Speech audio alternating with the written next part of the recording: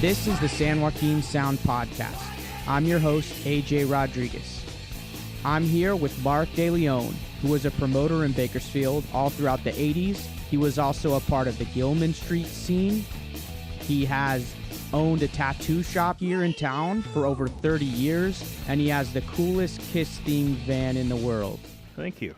So let's go back to the start. What was growing up in Bakersfield like for you? It was pretty hard. I lived in a neighborhood called the Loma, and me and my brother were into rock and roll, and we're Hispanic, or Mexican, however you want to say it. We got called the coconut, got chased down, got in fights over just us liking Kiss and music like that, Van Halen and stuff. It was pretty challenging, I could say. Like I said, we were called coconuts, brown on the out and white on the end, you know? Yeah.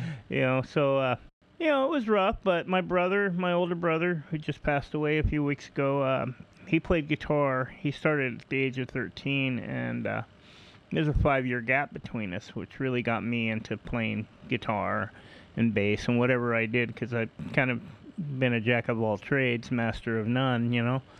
And, sometimes many is better than one. Yeah, because sometimes you just got to have a bass player. And, okay, I'll put down the guitar and play bass, you know? Yeah. So growing up, what type of music did your parents listen to? You know what? My mom listened to traditional Mexican music and oldies and a little bit of disco. And my dad, he liked Led Zeppelin and stuff, but he also liked Freddie Fender and Cornelio Reyna and Vicente Fernandez and Antonio Aguilar, you know. So it was pretty diverse, you know. And then, you know, one of my uncles is a pretty famous Latin jazz player, so we always had the music, plus, you know, there was other guitar players in our family and stuff. That's cool. So do you remember the first concert you attended when you were a kid? Yeah. You know, at the fair, I'd see all kinds of bands come through, Grand Funk Railroad, man, anybody that was popular. This is when they were playing Sam Good, or when it was during the fair times? During the fair time. Because because at a really early age, that's when I could see, like, rock bands. Like, yeah. I'd been to concerts, but they were more ranchera concerts. Like, you would go to the fairgrounds and at where they do the rodeos and stuff. Yeah. There would be, like, Antonio Aguilar would be in town, and they would do mariachis and music out there while riding horses and stuff. So that was my first kind of culture thing with that. And then then the fair, we'd go to the fair every year, and I would see, you know, whoever was playing at the auditorium out there, you know, the Budweiser Pavilion as they know it now. I don't know what it was called back then. But I got to see a lot of stuff. And then even at an early age, I think I was maybe 10 years old, I stumbled in on a sound check. The Bakersfield Inn had a Chinese restaurant in it, and my dad was a big part of the American Legion, and they were having some kind of Legionnaires dinner there. And the other part of where the dinner was, in the other banquet room, was Quiet Riot doing a sound check before they were famous. And I went in there as a little kid, and I was like, man, you guys got Marshalls and Ampeg, SVTs, and Tom, you know, I was like naming off the drum sets and like, oh, you got 26-inch bass drums. And they were like, well, I was this kid and all this stuff. So they let me hang out and watch it. And that kind of worked for me for a lot of, I mean, I got to do that with Night Ranger. And a lot of bands would say, hey, kid, you know a lot. You want to watch a sound check and stuff? And this was like at the Civic and stuff. So that's cool. I got to see a lot of cool things I was the kid that had the balls to get in there and do what I had to do to go check out the band. And I wanted to go see, you know, I didn't get to see Quiet Riot play at the Bakersfield, but I got to see him play for sound check, you know. Yeah. It was cool. For front row seat then. Yeah, by myself, you know. Yeah. So, were you already playing guitar by this time? Because, like you said, and my condolences about your older brother, but was he like your guitar teacher? No, he didn't want me to play guitar at all. Oh. My brother was a little difficult. He hated me wanting to play guitar or anything. I was working in the CETA program working at BC in my freshman year, which you're not supposed to. You're only supposed to get into that your senior year. But no internet. They didn't check my age, so I'm a custodian all summer long at BC, and I made enough to buy a Charvel guitar. And, Nice. And, about 1984, 83, 84. And I took it home. My brother was so jealous, he hit me with the guitar, which broke my arm, and then he smashed it on the porch, Oh, no. Yeah, it was one of those kind of brother things, that just kind of, Some it real was hard. sibling rivalry. Yeah, but we loved each other, but I don't know, man. I don't know why he had such a problem with it, but I did it anyway, and I've been around the world playing music, and, I don't know if that bugged him, but, I did a lot with it. What was your first band? My first band was with Todd Thompson, who was later known as Big Jed, or Rory Todd Thompson, and it was called SMD, and it was a thrash metal band without knowing what thrash metal was, or thrash hardcore punk, or whatever, and it was lightning super fast. I was 11 years old, 12 years old, and when people look at, like, I have video of it, and they look at the date on the video, and they hear the band, like Ron from the record store is like, what made you play like that, and I was like, I don't know, we just did. And it was with him and a guy named Greg, who's a pro skateboarder, and we just played where we could and got to, give out tapes to people. Hey, this is our band, let us play. And it would be some random stuff, and they'd let us play, and they'd hate us, and at these regular rock gigs. And that was SMD was short-lived. It lasted a few years, but it was pretty short-lived. And we had about 300 meanings for it. The main meaning was pretty crude, suck my blah.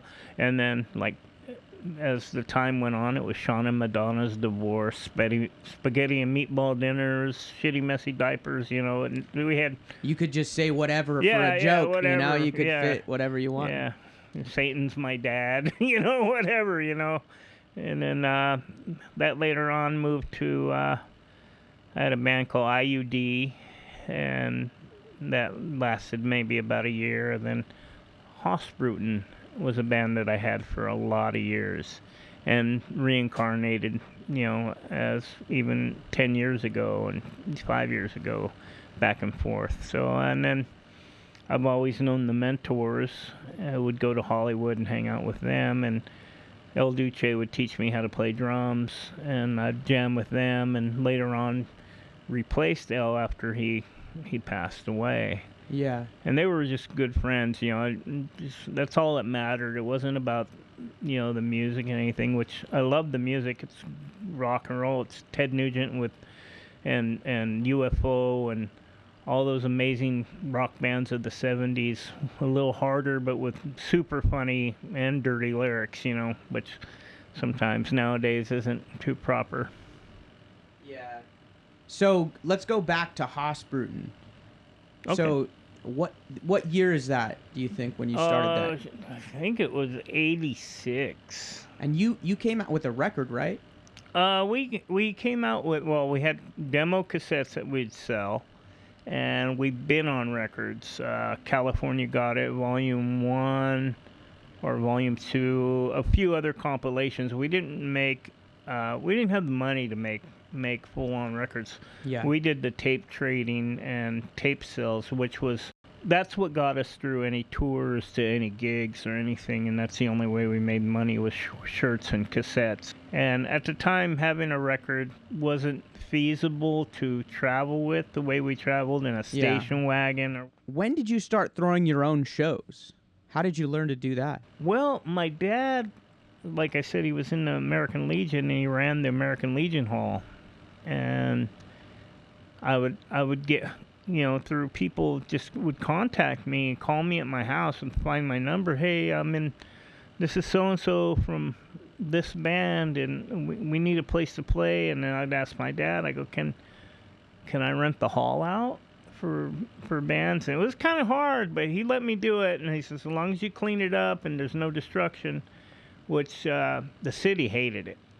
The Bakersfield city. I mean, we always had to change our production name to something else, and get a permit, which my dad would help me, and they couldn't really turn down the permit because they would have to turn down all the permits for the Legion Hall. Whoever rented it for a dance or something.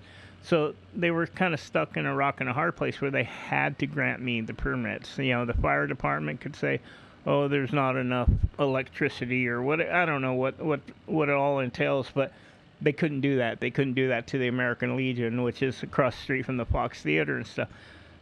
So they just had to let me do it, and it just so happens that people just knew that there was this crazy kid in Bakersfield that can, whether it's a backyard party or something, could get you a gig. But I never did the backyard parties. Me and my buddy Steve Langston and Kevin Williams would just rent halls and throw punk rock shows. That's cool. So that's the first venue that you're really doing shows at, American Legion Hall? Yeah, the American Legion Post 26. So what are some of the best shows that you threw there? Mad Parade was really good. That was a really good show, really packed. Battalions of Saints was really good. My friend Pete, we did sound mainly for him because he had Hyrax, Excel, Final Conflict play there, and I was a part of it, but just in a roundabout way through my dad's place. So it wasn't just me throwing them, but I was a part of that whole group of people that would do them. And and some of the other shows were like at the Fraternal Hall, because there would be, somebody would already have the 24, Post 26 already rented out, so we'd go to like the Fraternal Hall, and that's where I had like Terminal Holocaust and Sacrilege, and a lot at Simon Juarez Hall off of Baker Street.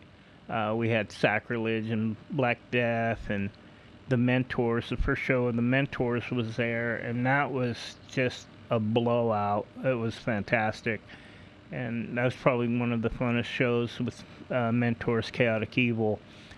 SMD was supposed to play. We broke up, and then I jumped in playing bass for a band called the Grogaholics, and they ended up playing.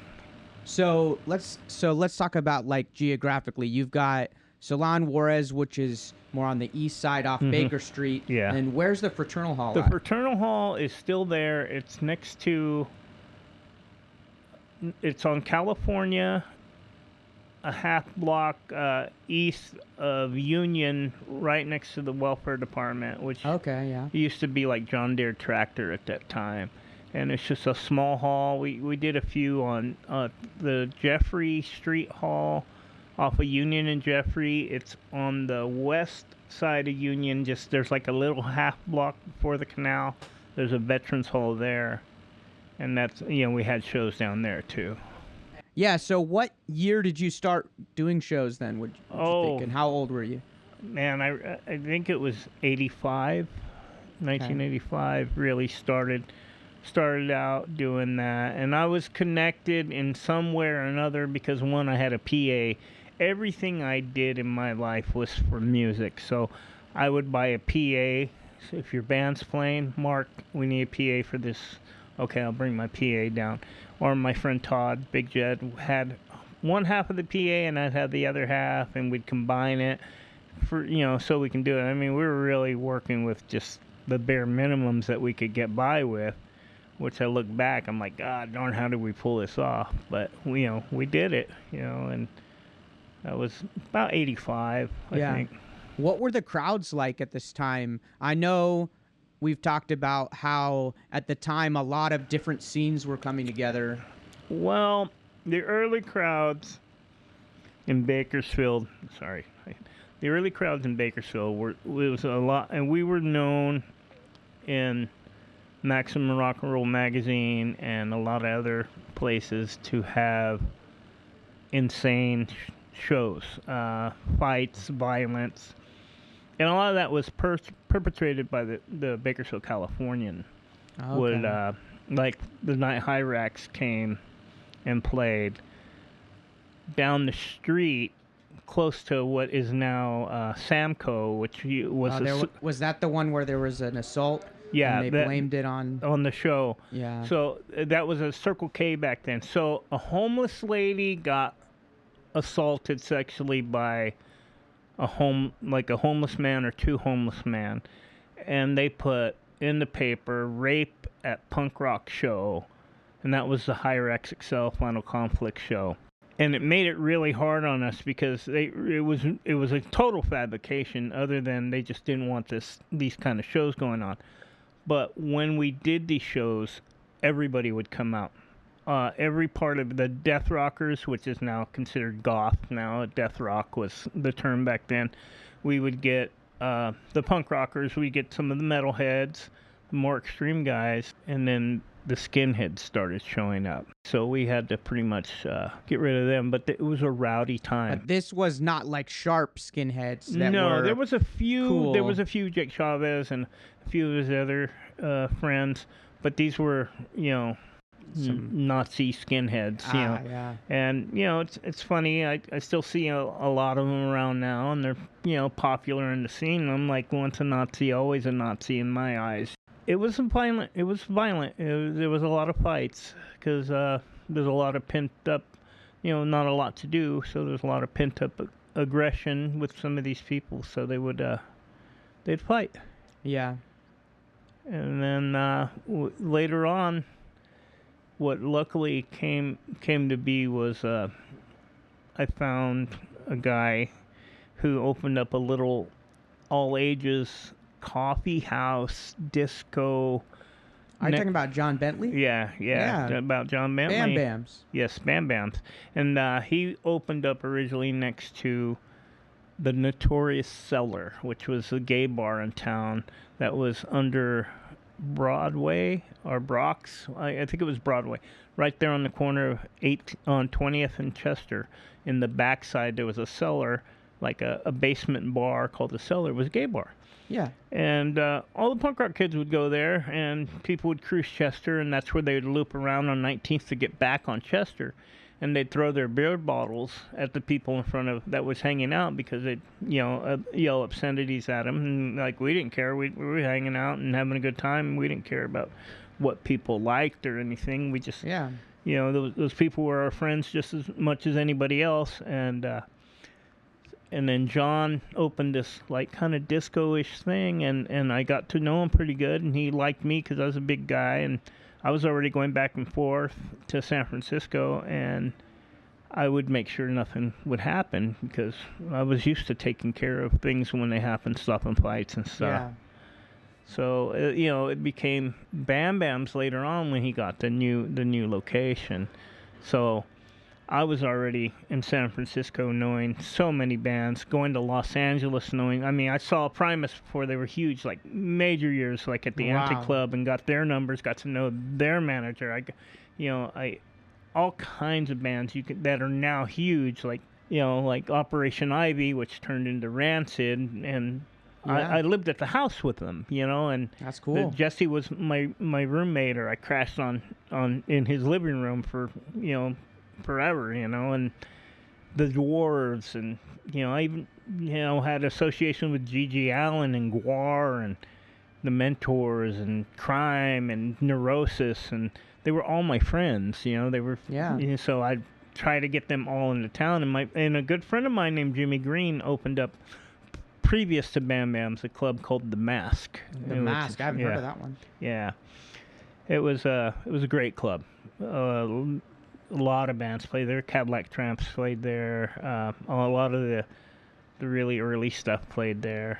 And I got to say, it just came to my mind, one show that I didn't have anything to do with was one of the earliest shows I went to. Because I went to a lot at the Bakersfield, like Love Canal and Black Flag. And there was even some shows at the Fox. But at the Encore Dinner Theater, 3 blocks from my house, RKL and NoFX played. Oh. And Fatal Vision and a band called Deicide, which was a local band featuring, a lot of my good friends, R.B. Contreras and Tom Ratcliffe and David Butler. And I've seen the flyer for that show. It's cool. And I was there, and it was right after. See, a lot of people don't know this. NoFX had a singer before that who passed away, and they had to do the show as a three-piece band, I should say. Wow.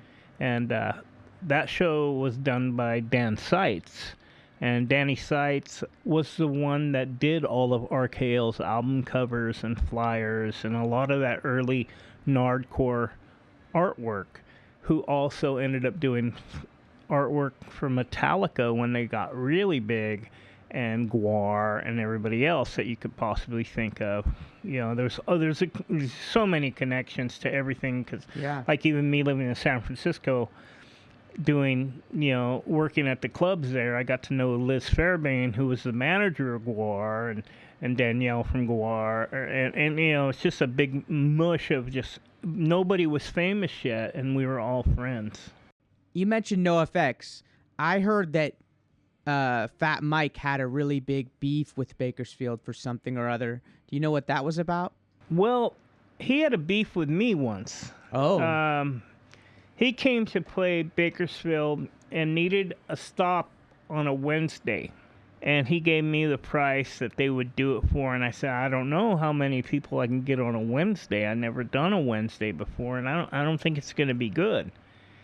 And so kind of talked me into it. Says, you give me this Wednesday, I'll give you a better gig the next time we come back. I'll give you a Saturday. And I said, NoFX on a Saturday night would be amazing, and I'll pay what you're asking. So we had a contract that said they were going to get $800. Now, $800 back then was a lot of money. Yeah. For me to, I didn't have a normal job. I was a punk rock kid just hoping that I can get, I kept the door price down at $4 or $5 to get in. I had to give John money for the club and the sound system and everything. So it wasn't just NoFX's money. I had to come up with money, because like a lot of them early punk rock shows we'd throw, we'd rent Pacific West Sound, which was called Sounds Unlimited back then, and we were into him for $1,000 right off the bat, no matter what, if we wanted a decent PA at these shows. So NoFX played, and it was on a Wednesday, and it was a fabulous turnout. It was packed. I got paid off for the last shows that I did with John, because I owed him money, and use that money to square up. And he's like, well, we want $2,500. I said, we have a contract for this much, and there was no there was nothing on the back end for these shows. Yeah. And it really kind of bummed me out with his attitude about it. And I was like, man, I was taking a chance here to offer you the money I did, and I covered my ass with the sound and everything that I had to do. And I don't know if that's the beef everybody's talking about. I don't know if that's the only time he had a beef. I just remember in the Bones of Brundage documentary, people talked about how he was telling people, don't play Bakersfield and stuff like that. Maybe so. I mean, a lot of people talked about not playing Bakersfield because Dr. No played at Poncho's Gym on Edison Highway, and there was a little punk rock gang called the Eight Ballers. Okay. And Chotty ended up getting in a fight with Kyle, the singer at the time. Dr. No was a three-piece band with Kyle, Ishmael, and the original drummer, who I don't remember his name. And it ended up being all of the Eight Ballers jumped on Kyle and the band, and they didn't end up playing. Luckily I saw the sound check, and I got to see Dr. No for the first time back then. But that led to a lot of the cloud, the dark cloud over Bakersfield, which was that. Because once word gets out and among some musicians, like we said, it's all connected. Yeah, and everyone knows. Yeah, it's all connected, and it was a rough scene. We were a hick town back then. I mean, Bakersfield's big now, but I mean, we're talking back then 74,000 people in this town, and Rosedale Highway was still fields, Yeah. And that's where we partied at a place called The Couch or the Dreads or wherever, and it would be, pretty primal. It was like watching Apocalypto with everybody dancing around a fire. It's hard to control all that. And when you're in charge, too, you have a lot of responsibility. Yeah. But what were your plans when there was, it felt like there was going to be a riot or something? What did you do? Well, we had to hire security, straight up, Transwest security, and then we'd have our own friends helping out. So it wasn't, the fights happened, but they were stopped pretty quick because people knew that, we'd even put on the flyers, if you guys keep your shit together, we'll be able to have more shows. So no fights, leave your bullshit at home. We'd put that stuff on flyers all the time. That was pretty much how we tried to diffuse it.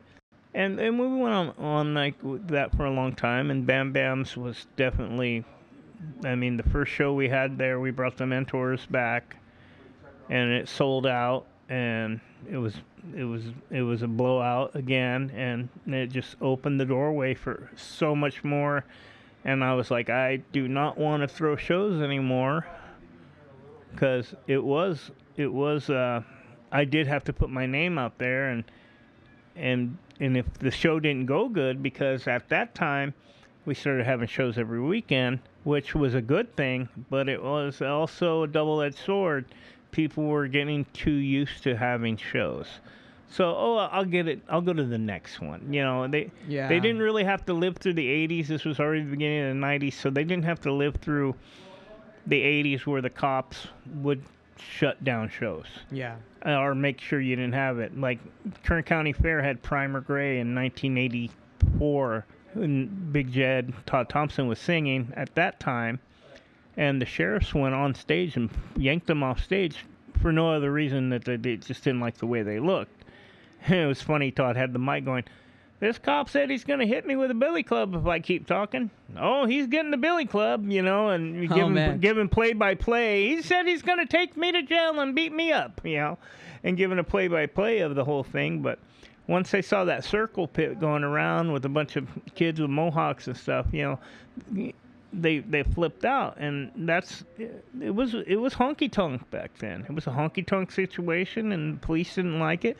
So come to the beginning of the 90s, it got lighter. We were able to do it more often, and people didn't understand that, now there's going to be shows all the time.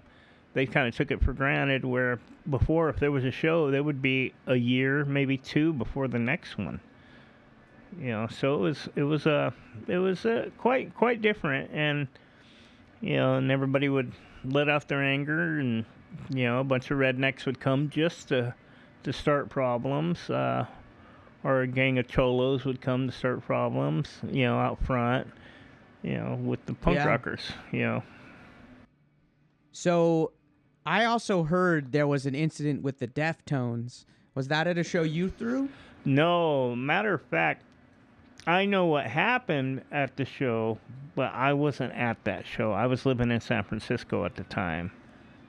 I've only heard one side of the story, from two members of what was BPD. It was a rap group with R.B. Contreras and his brother. And I guess something happened early in the set where R.B. got hit with the mic stand. And it was either a member of the Deftones or their crew. Well, you don't mess with a local guy in their town, so I guess the poor Deftones, Chotty spent, I guess, a month at the hospital here in town. RB got charged with it and stuff. Yeah, it was a nasty situation. And me and RB grew up together. One of our first, kind of endeavors of trying to start a band was with him, and so I pretty much was around that. But I was living in San Francisco at that time, so I wasn't at that gig. Even with all these obstacles, you stayed in the music business, and you kept having shows for a long time, right? Yeah, definitely. That was the whole thing I wanted to do. Is I went to I'd take the Greyhound to San Francisco. I'd work at the clubs there. I worked at so many clubs there, mainly the Gilman Street Project. which later changed to 926 Gilman when this guy Lou Everett took it over. Yeah. And I worked for both.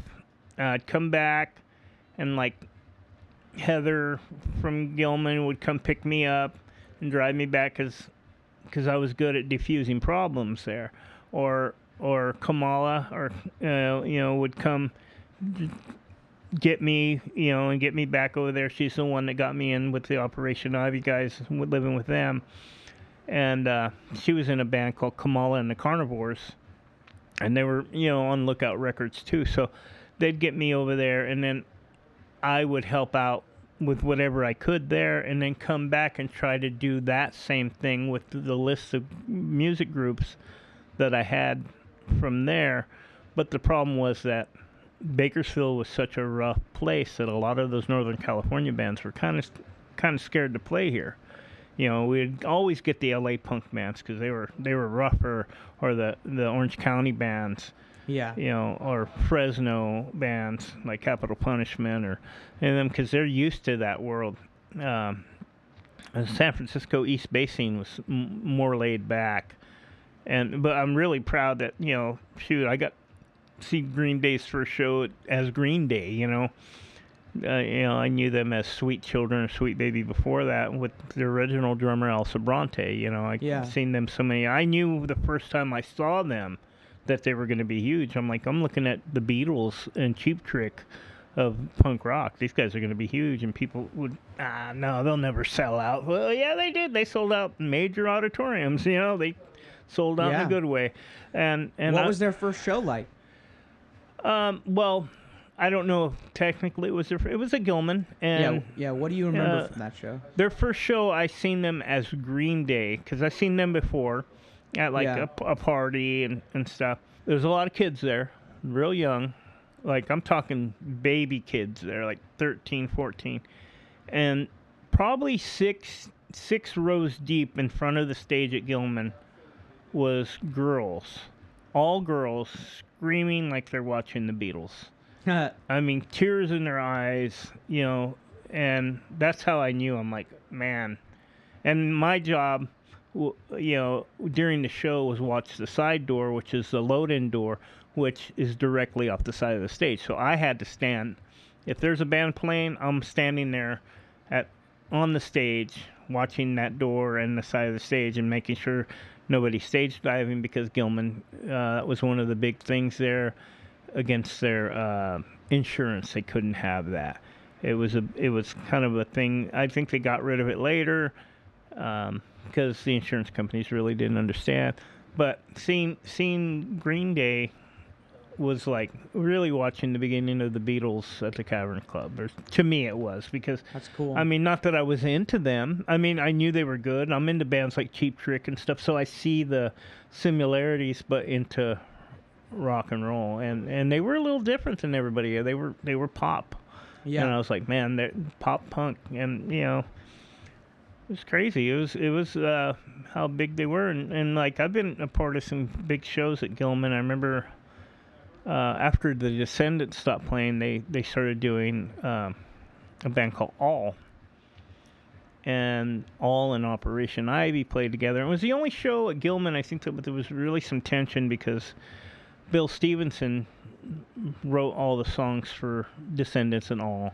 And Silly Girl, the song, the girl that was written about, was the singer Jesse's girlfriend from Operation Ivy at the time. So they were really like, is there going to be a problem? And, it was kind of, but that show, I mean, I couldn't believe how many people were in that place. It was kind of wall to wall. So all those shows were pretty memorable. Like, I did RKL there, and I put Big Jed and Premonition, both from Bakersfield, and a band called East Bay Mud. Wait, they were playing in Gilman? Yeah. Big Jed? Yeah, Big Jed. I got That's Big Jed. That's so cool. I never knew that. Yeah, I got so Big you Jed. were. That's awesome that you were saying, look, to the people you grew up with, hey, come play at the scene I'm part of now. Yeah, that's huge. I always try to do that, and I always try to congratulate, not hate. I got them there, and it was an amazing show, and it was so crazy, the difference of music.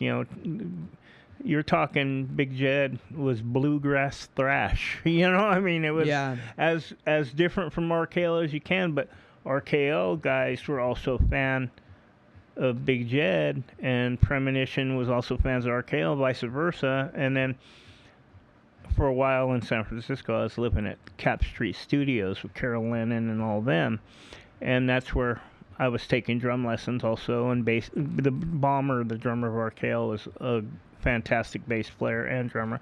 So I'd take lessons. You know, he'd be all, "Hey, Mark, let me session your bass," and he'd take my bass to go to jam or something, bring it back with like a tampon taped to it. Well, that's where you put your fingers because you don't have a rear pickup. And he'd like, that was his reasoning. You know, I want that staccato tone, and he'd teach me a lot and on the drums. So living there was kind of a beneficial thing too, and that opened up a door for Big Jed to put a recording studio there, but that ended up falling through because we were in Bakersfield. We had a lot of people that mattered, you know, in San Francisco at the time, and trying to take over the world there. And my friend had a band there, and he's from here, and called Sonic Brain Jam. That was getting pretty popular. You know, they do a lot of shows with the Dwarves, and where I lived with like Paul Hall, the son of Harvey Hall. Oh, wow. You know, in San Francisco. He was the original bass player forever in Big Jed, which a lot of people forget about, that he was a lot of that sound, that Malibu Barbie funk. That's when they were doing country funk punk, you know. And he was a major part of that sound. And, you know, it's just weird because I'm constantly trying to play music there, like Noah from Neurosis, after Christ on Parade. He was starting a band called Blister, and I was supposed to be the bass player for it, and I ended up going and joining a band called Crime, who's an old school, really 70s punk rock band, and then doing that, rehearsing with those guys, that falls through, so I'm joining a band on alternative technicals called Tragic Mulatto, and then, you know, come back, and I go to LA for a while. I start, you know, working with Roz Williams from Christian Death, and doing sound and stuff for them also. And it's just funny how every time I would move, I'd see these people like Primus, and like, "I really want to get you in Bakersfield." And they're like, "Oh, you think Bakersfield's going to like us?" You know, Les Claypool. I'm like, "Dude, I think you're going to be one of the biggest bands in the world." And they're like, you know, it was like, it was just Les then with two other guys, Curveball on drums, and this guy that looked like he just came off the San Francisco homeless scene, you know, on guitar, you know. And it was like one of their earliest gigs. I'm like, "Dude, you guys are going to be huge." And did you get him to Bakersfield? No, nobody would book them. I tried to get them at the Mask. I had their demo. They're all, "Oh, that sucks." I'm all, "It's called Primus Sucks," you know. They were ahead of their time. Oh yeah, it was just so out there, nobody could understand it. Yeah. But yeah, I would always like get Bakersfield bands to come up wherever we could. Whether we're booking in Fresno too, a lot of times had to throw shows in Fresno just so my band could get to Fresno because the promoters weren't familiar with us. So we'd throw shows in Fresno, and, you know, open the door for my band to play and other bands from Bakersfield to play by getting bigger bands from somewhere. And the punk kids don't know who you are, but by the time you're done playing, they do, and they're your fans now because, well, they must be our fans. They played here with this band and this band, you know. They must be good, you know. You lived in San Francisco. You're part of the Gilman scene. After that, did you come back to Bakersfield in the 90s? Yeah. I lived in both places. So I could stay at Lou's flat as much as I wanted to. He had this like weird place off of University in Berkeley, and then I also had a place I could stay at in San Francisco. So I'd go to San Francisco for a month, come back to Bakersfield for 2 weeks, try to, you know, do something here, go back to San Francisco, come back for a few months here to have band rehearsal and play a few shows with Hossbruten, and tried to set up some shows over there, but had to rehearse here because everybody's here. So it was back and forth. A lot of Greyhound buses, a lot of Amtrak. I got real familiar with Amtrak, loved that the most, and so that's what I was doing all throughout the 90s. What about the Korn explosion here? How did that affect the music Well, for you? it was all punk rock and regular heavy metal, and then everybody that I thought that was real, like down to earth, like these guys are hardcore punks. These guys were real. The next time I saw them, they got cornrows and Adidas on. Those guys, I grew up with those guys. I know them from their old glam bands. John would sometimes sing in our band Gel God, which he considers the best band of Bakersfield. I mean, he wants to record us still. He goes, man, we got to get in on Gel God? Gel God, Gelgod. Oh, that's it's cool. Dog Lake backwards. Nice. The Korn explosion was a little tough because I did spend some. My dad lives in Seattle, and that's where the Mentors are from, which I spent a lot of time there. It was like the grunge movement there, where everybody was doing the same thing, dressing the same way. So a lot of the bands that I really had some respect for all went in a row and really played like a really watered down version of Korn, a real cliche version of it. And I mean, talking everybody, the metal dudes were wearing Adidas, the punk rock guys were wearing Adidas. And I don't dislike Korn. I love Korn. I'm so proud of those guys. And John's one of my oldest, dearest friends. I mean, we'd sit at his dad's music store and jam music together. He'd be on drums and I'd be on guitar, or vice versa. Whatever we did, we always tried to play together. Like early, like 10 years old, and he's 7, 8 years old. But we were in the music store all the time. And that was such a great memories of that. But I was very proud of him. But I wouldn't ask him for anything. I wouldn't ask him for anything, because all I could see was my friends and people I grew up with was always, hey, Monkey, get me a guitar. Philby, get me a bass. John, can you hook me up with a record deal? And everybody was doing that. And John always said, man, I would have always done it for you. I said, well, I'm sure you probably would have tried, but I wasn't going to ask, And, maybe stupid me, but I didn't want to impose on my friendship with that guy, where I saw everybody that possibly could know him and the rest of the band imposing on that. And that was my take on it. Everybody wanted to be in that. Everybody wanted to be signed with that, instead of finding, like, there was a band called Spike 1000 that John helped out, and rightfully so, because they stayed the same. They didn't change up. They got a little heavier, but they were still Spike 1000. Yeah. And Cradle of Thorns was Cradle of Thorns.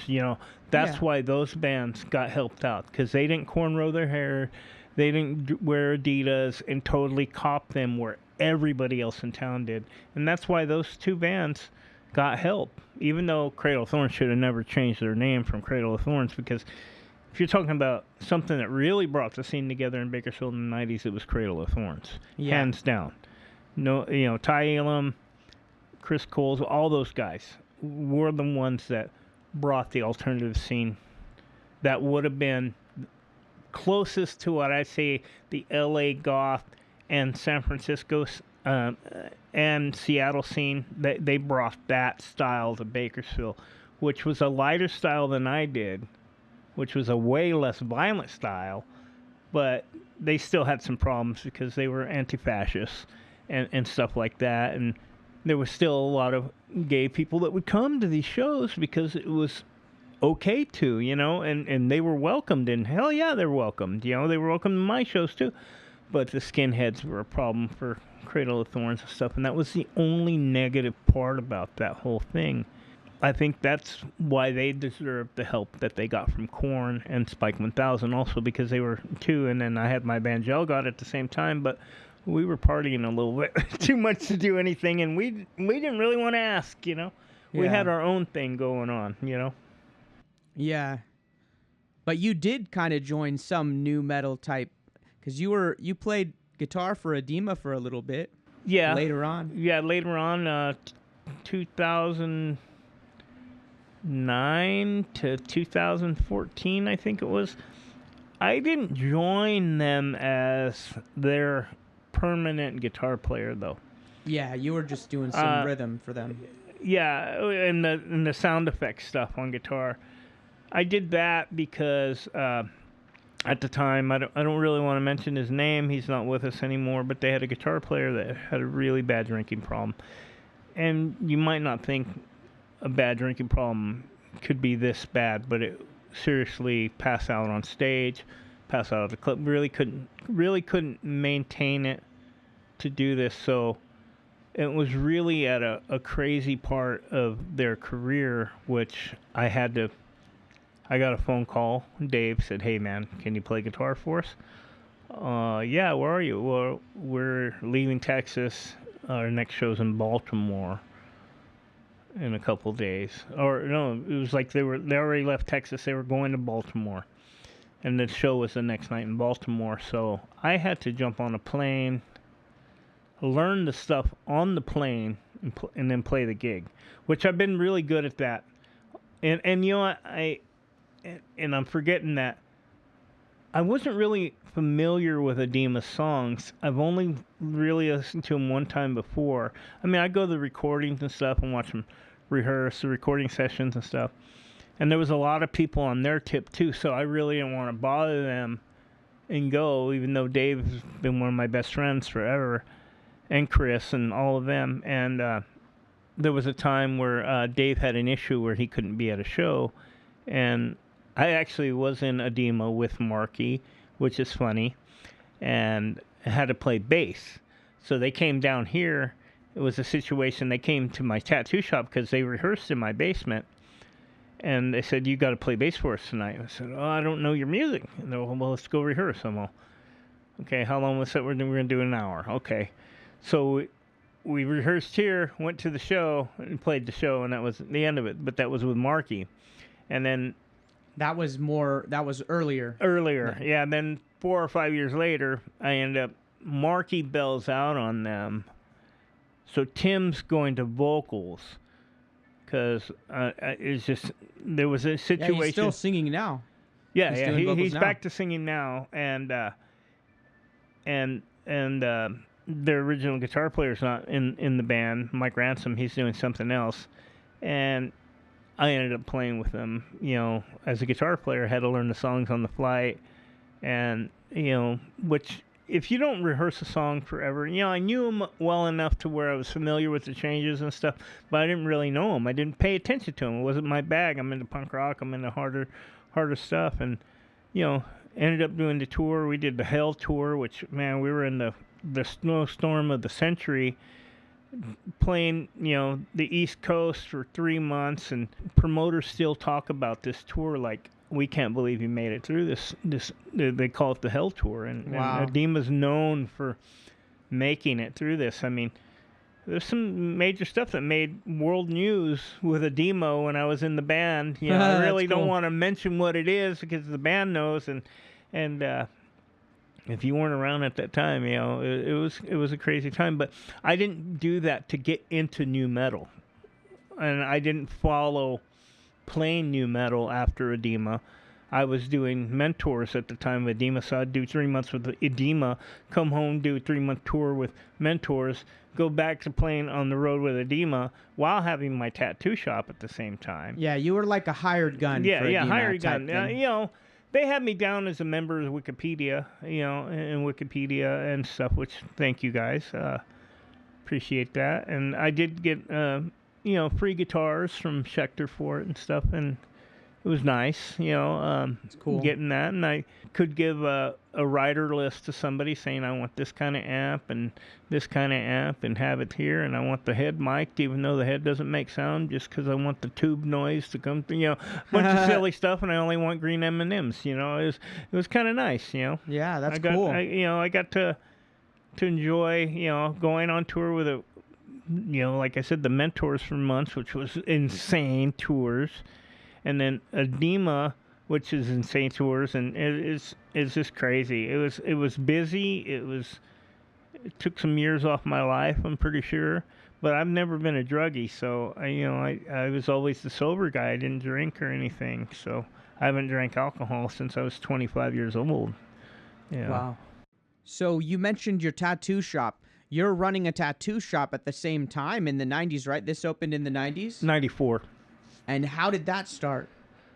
I started with Bill Zamboni, and we were in bands together and stuff, so he rented a spot that we would rehearse at above Guthrie's Alley Cat, and that became Mad Dog Graphics.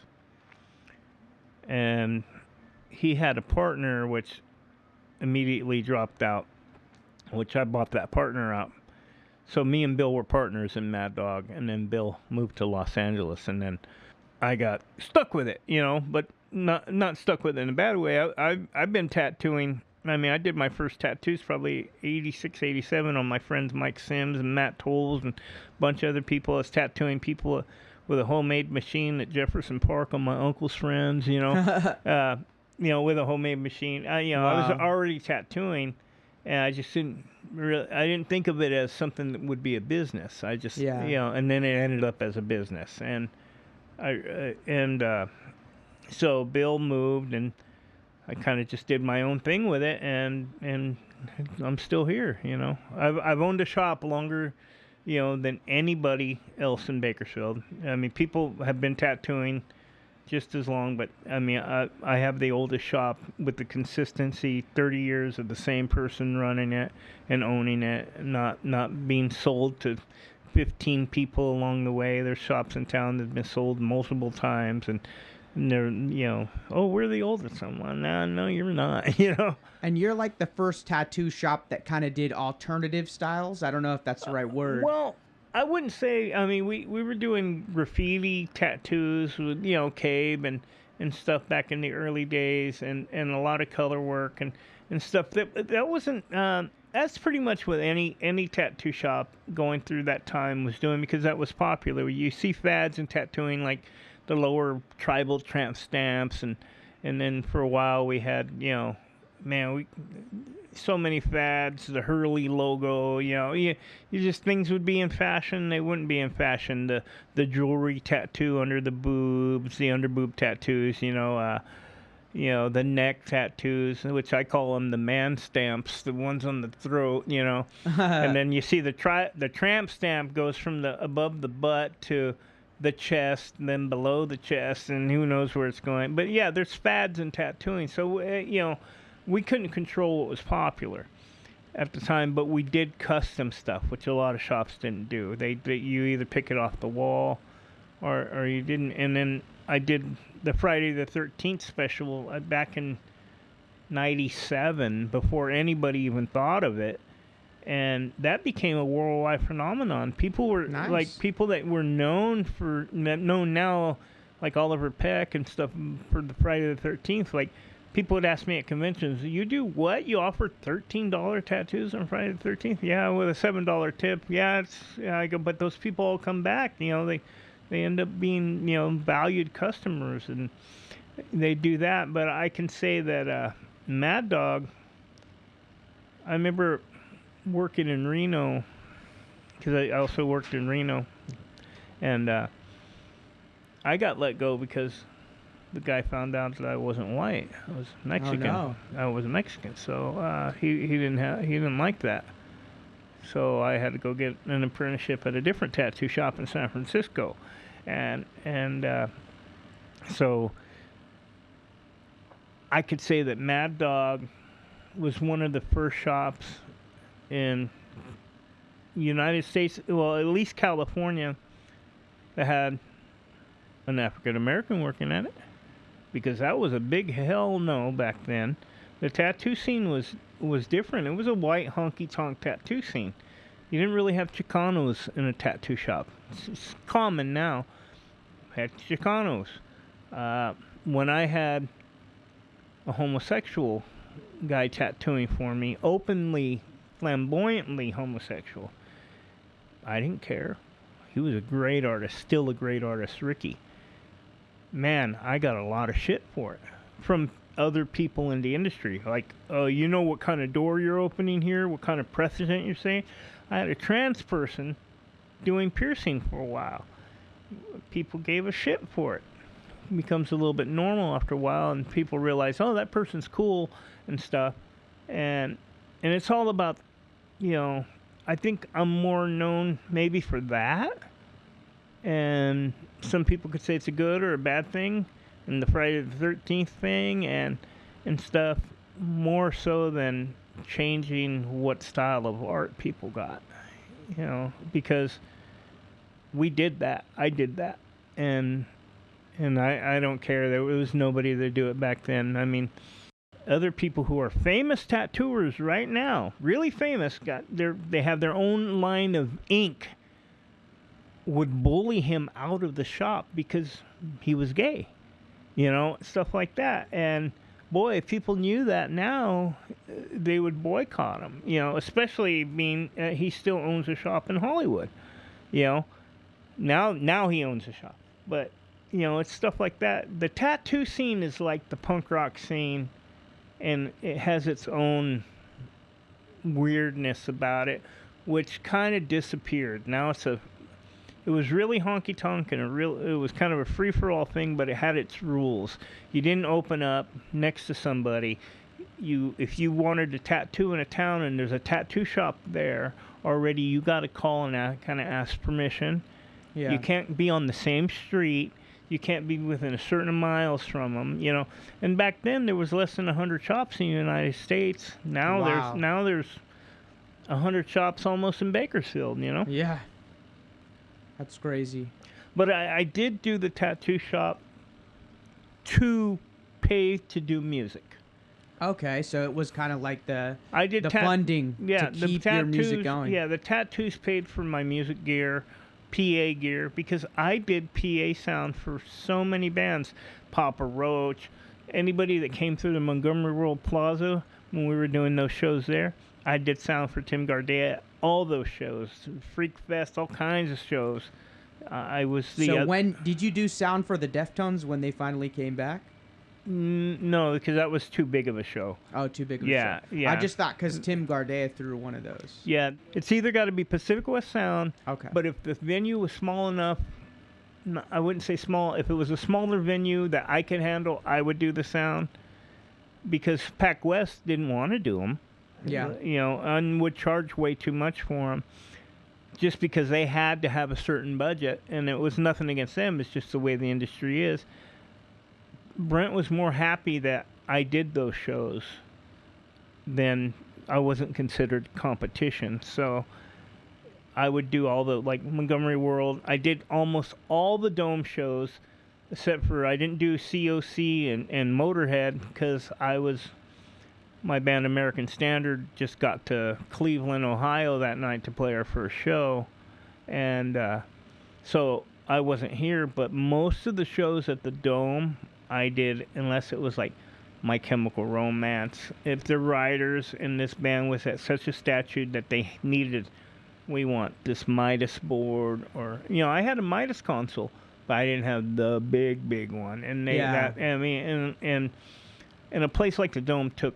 I had a pretty good sized PA system, sound system, but that place needed a lot of sound reinforcement to stop the echo and the bad sound of that place. Well, it was it was a dome, so it was round, dome. right? Yeah, so the sound has got to be insane. Yeah, it was insane. What's your top 3 shows you did sound for? Oh man, I couldn't even tell you. One of the reasons I ask these types of questions is because a lot of people, especially younger people, don't even know how many legendary bands played right here. Flock of Seagulls. I did sound with that with Front Porch Music. That was at Vidal's. So a lot of times I would help Sounds Unlimited at the time, which ended up being Pacific West Sound. So with him, I did Arcale and Beyond Possession at Vidal's. I mean, this is early on. and I helped him do sound there. It wasn't a sound.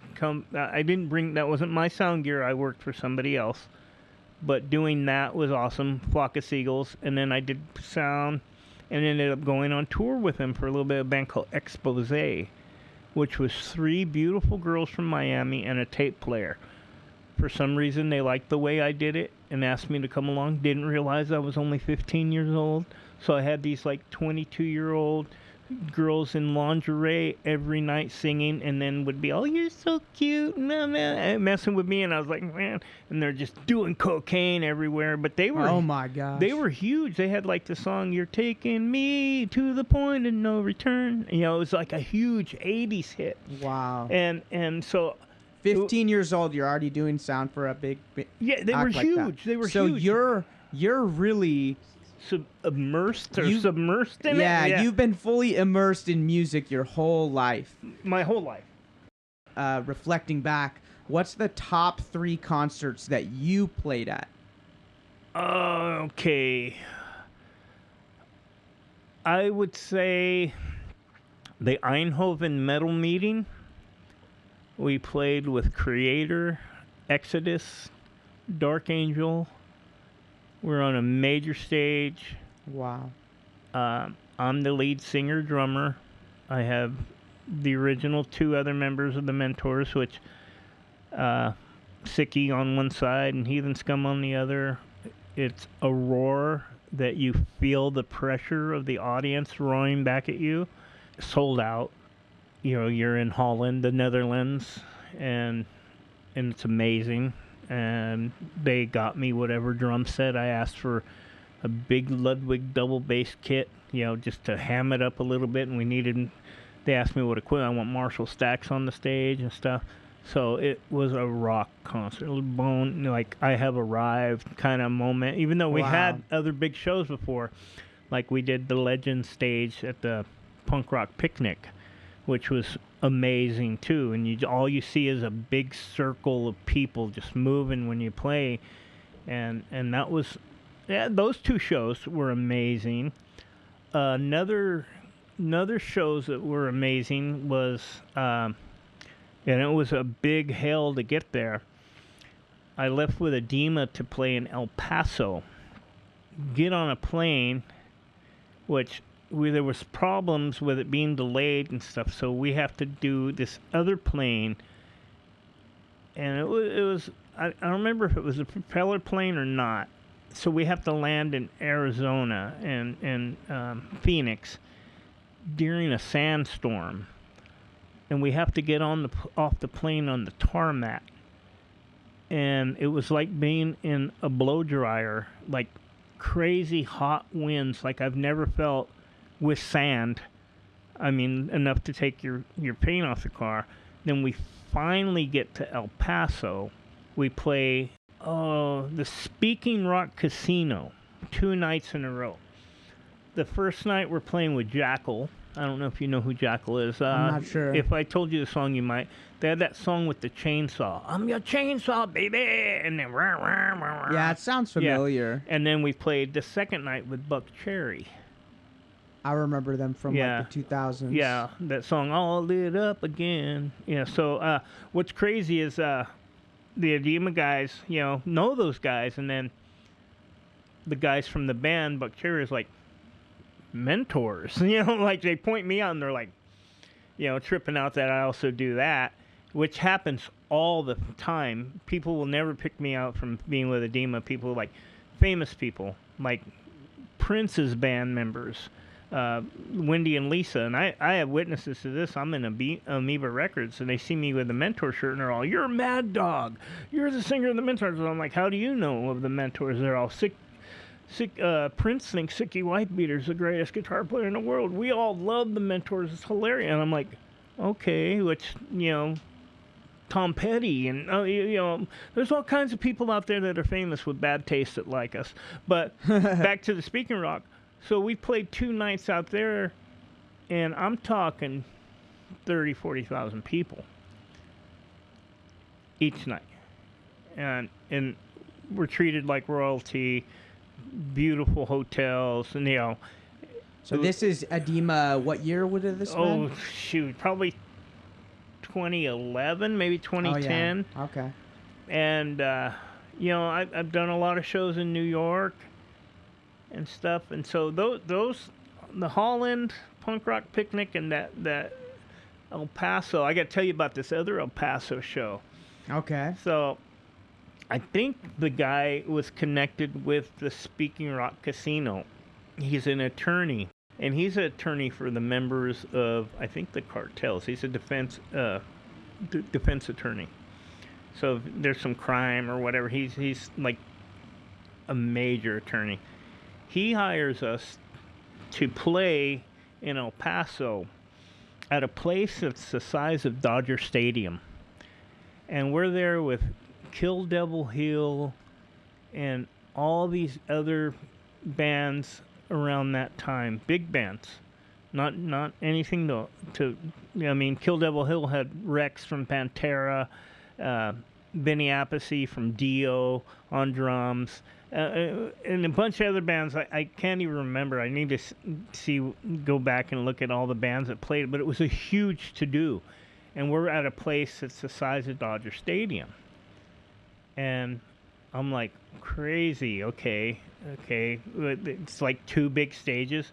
Well, right before showtime, they're setting up tables and stuff where the crowd would be, but it's just not that many tables. And we are there because the attorney hired all these bands to play for a quinceañera for his daughter's Sweet 15 party, the quinceañera party, because that's who she was into. So we go travel all this way thinking we're playing Dodger Stadium kind of place that's going to be 100,000 people there. No, there's about 50 to 100 people there just for this one girl, and her daddy just paid for it all and paid us buku money to go there. So that was a crazy gig. Like a private gig. It was a private for gig. a rich person, I guess, huh? Yeah, and it was like having a transistor radio in a school bathroom. I mean, it was like, it was weird, but yeah, that was kind of a crazy surreal one. It was surreal, yeah, definitely, because like I'm upstairs hanging with the bass player Pantera, and stuff like that, and and I've been in those situations a lot where you never you're always surprised at who you know and who you meet. Yeah. It's crazy. I've done a lot of gigs everywhere, and man, to pull what is my favorite is really hard. Yeah, I bet. Yeah, it's really hard because there's so many good ones, and lately I forget about stuff, and then like an hour from now I could probably tell you some crazy stories because I won't think about it until then. Okay, I'll be back in an hour. Yeah. No, I'm just kidding. Yeah, and there's just so many. We played Adema, had a situation. Dave, it's made national news, so I don't think it's going to be a problem to tell this story. It's all right. He doesn't listen to it yet. He will. But we're playing in Hartford, Connecticut, at the main stage, and the crowd's in there, and Dave had a DUI. And why this went to this, I don't know why, but we're on tour. Well, Bakersfield gets aware of the tour, and we're going to be back soon. We're already in Connecticut heading back, and the Connecticut State Police come in on stage and take Dave off stage. Like he's a murderer. Yeah, and they give him $1 million bail. It makes all the news, of CNN, Fox News, it makes it all over a DUI in Bakersfield. Oh, it was really surreal. It was like being in a like, we can't believe you're doing this, but they did it. Well, they held him to the last minute and then extradited him back to California. So instead of letting him go. So that's the reason you had to replace him for the tour? No, this is This is the reason I had to stop playing guitar and go back to bass. So on that tour, I started as a guitar player, went back to bass, finished up the tour, came to Bakersfield, grabbed Dave, back on guitar, and then did more shows. It was nuts. But there was no reason that they should have picked up Dave for something that was being taken care of.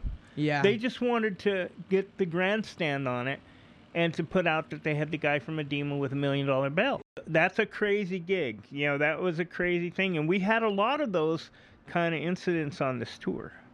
You know, but, wow. You know, to remember old shows, I mean, it's hard because there's some, like, with the Mentors that were really crazy, some with Hossbruten were really crazy, American Standard. You know, American Standard toured and during when Luke was in Adema, before I had my band American Standard that was being looked at Capitol Records, being looked at by Earache and a few other things, and we went on tour with Adema opening, and we got to play CBGBs, you know, before the that's cool. Yeah, so I'm one of the only few people, you know, that got from Bakersfield that's ever played CBGBs. I played pretty much every famous club, you know, there is, you know, like the Whiskey, the Roxy, Troubadour, CBGBs. I played, you know, BB King, Gilman. Yeah, the Peabody's in Hartford, you know, not in Hartford, Peabody's and Cleveland, Ohio. You know, I've done all these, like, you know, BB Kings, like I said, and stuff. But I mean, I don't know, where was I? But basically, you just had a long, really successful, but also eclectic career. Yeah, just doing tons of stuff. Yeah, I've done a lot of stuff with a lot of different bands. Played, you know, I even forgot, like, when Jim passed away from Karma Hit List. That was a band Ty was in with Cesario and stuff. And I had the radio show at the time, and I had them come on the radio show, and I'm interviewing them, and they're talking about the history of Karma Hit List and how Sean Starkey was the second singer, and then they're like, they played some songs, and I'm all, okay, who's on that song? They're all, well, Sean on vocals, Jim on guitar, Cesario, and they're all, you're playing bass. I'm like, I'm playing bass? They're all, yeah, you were our bass player at the time. Like, I was in your band? Oh yeah, I was in that band. I forgot, you know, and I forgot that I recorded bass on their demo in Hollywood for Johnny Love from the famous band Love Hate. You know, he recorded the band and produced it and stuff. But that's cool. Like, I forgot because there's just so much, and, you know, I'm getting older and I'm forgetting, you know, I'm the old man, you know. To sum up, you've been a drummer, a guitarist, a bassist, a singer. You've had a tattoo shop, a radio show. You've been a promoter. What else? A sound guy. Sound engineer. Like, you're practically have to. Being a promoter, you also were a bouncer during that, right? I was a bouncer for a lot of major clubs in San Francisco, and at the Stone, Full Moon Saloon, the Covered Wagon, Gilman Street, Berkeley Square, the Omni, everywhere you can think of in San Francisco. And then what was cool is I also worked at the Mitchell Brothers early on. That's the strip club where the owner killed his brother, brother. Yeah, it was like world news when I was there, and you know, I even threw shows in Reno, you know, and wow. stuff like that. You know, wherever I could throw shows and get my bands playing or my friend's band playing. That's what it was all about back then. Yeah, well, that's awesome. Thanks for telling us all about Bakersfield history. So to end the show, we always talk about the local scene kind of now. Are there any local bands you recommend people to go check out? Well, there's kind of a rehash on a lot of stuff, and I really can't identify with anything that's going on now. I really don't know what the music scene is like anymore. Yeah. And I try to. I know the guys that have some bands, but they're always changing their names, so I can't keep up on it. So I mean, I think there's one called Poser Holocaust, Lambs and Flames. trying to do this thrash metal revival, I really can't keep up with them. I like, and I see and my problem is, I mean, I'm the epitome of the old punk that just thinks everything is a bunch of hipsters copying our style, and that's all I see now. That's all I see. People that change their hairstyle to be whatever concerts they're going to, because as somebody that has the tattoo shop that sees people all the time that will lay judgment on me for whatever I do, or I'm old now or whatever, to lay that judgment on me and not know what I've done for this town, I pretty much say, fuck your band, because your hairstyle is going to be different next week when you go to that other show, and you're just a hipster because you don't know what we had to go through. And you're lucky that nobody is the way that they were when we did it. And I'm the epitome of that old grouchy guy that feels that way, which I hate feeling that way because I want to see bands play. But it's hard for me now. I keep seeing the same thing. Like, oh, that's cool, but that's a straight cop of Hyrax. Yeah. Or that's a straight cop of this, and I just... I hope I'm wrong. I hope that I am. I think you're wrong in some cases. And that's fine. But I think you're right in some cases, too. Yeah. I definitely think the type of people that you're explaining are out there. Yeah. Absolutely. Yeah. So to sum up what you've been saying, basically to you almost, punk is dead, but you want to be proved wrong. Absolutely. I would love to be proved wrong on that. Yeah. And it's not really I feel it's dead, but it deserves to die, as Jello would say, I see, yeah. But I don't want it to be, but because it's the greatest thing that ever was, and it still could be the greatest thing. I love that spirit. Yeah. I love all the early stuff that wasn't necessarily had to be this sound. You could sound like the B-52s mixed with the Dead Kennedys mixed with Devo and still be punk rock. But not everything needs to sound like the Dwarves. But I really want to see a lot of more original stuff, Yeah. And sad to say, the last music I seen that was totally different was dubstep. At least that had a different sound. Not that I'm a fan of it, but that robot. You respect how unique it was. Yeah, it was so unique that I had no choice but to respect it, and I just want to see that again, and not dubstep, obviously, but I want to see that uniqueness where it's still punk rock. It still has it all, but it's not a cop of something else. Yeah. It can be influenced.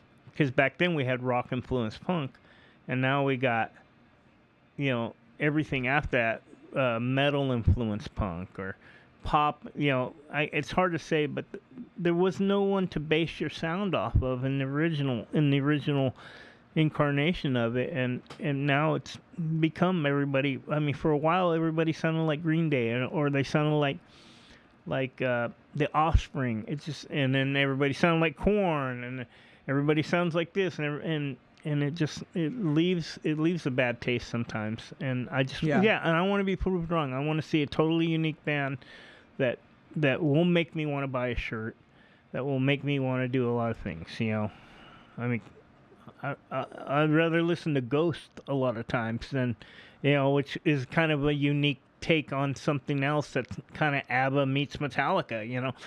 Well, at least that's original or something. So. Yeah, that's the way I want to be proved wrong, though. I want to see some great bands. I want to see some greatness, something that I can pull out and say that's unique and that's going to go somewhere. And hopefully that band will stay together, not change their name 50 times, and follow through, because unfortunately a lot of Bakersfield bands don't follow through. Yeah. I mean, not to sound negative, but I really just want to see some greatness come out of some people who deserve it from a town called Bakersfield, and prove me wrong and prove everybody wrong, and be that band that changes so much, because we've had that with Korn.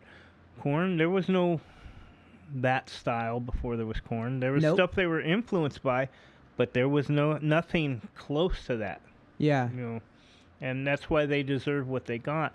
Not that I'm talking about bands making millions and millions of dollars, but a band like Plaid Retina and Visalia being a totally unique band that got on Alternative Tentacles, that you can still get their albums, and they might be an old band, but new kids are still discovering them, just like they are a lot of the metal, like Hyrax and stuff. They're discovering them, and they're more copying them instead of being influenced by them to make something of their own. And that's what I want to see. Yeah. And I play with a lot of bands. You know, mentors play with a lot of new bands, and I just can't listen to all the opening bands all the time, because a lot of times it's the same. Either they're screaming the same, or they're Cookie Monster, the vocals, or whatever. And it's like, it's the same. It seems like from the last 10 bands, the last 10 gigs, it's the same band, but with a different name. Yeah. Yeah, that makes sense. So looking back from when you were just a kid playing guitar in your bedroom to now that you've played all over the world and been a part of all these important scenes in Bakersfield and San Francisco, how do you feel that you've accomplished all that? I feel thankful. The only thing I don't feel thankful about is I should have had a camera. I hate that there was no iPhone back then, even though I hate having an iPhone now, and I wouldn't be a part of social media if I didn't have to be. Yeah.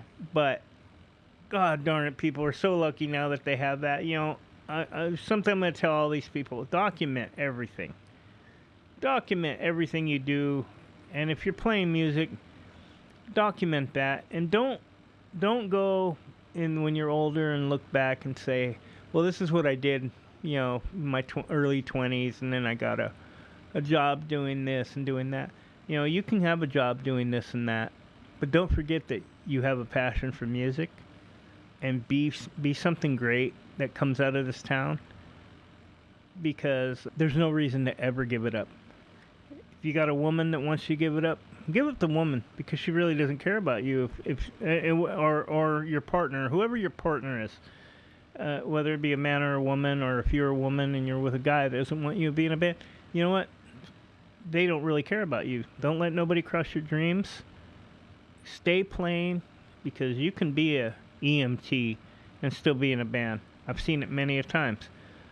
And, you know, I've seen bands that have police officers in it. So don't stop playing. Document everything. Record everything, because I wish I had so much stuff recorded. Take video. Take it all.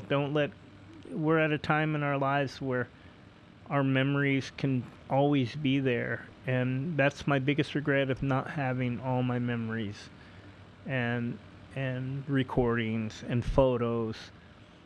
But I feel so happy about everything I've done with music, and I was able to open doors for some people and be a part of something that was a lot greater than I am. And that's a perfect ending.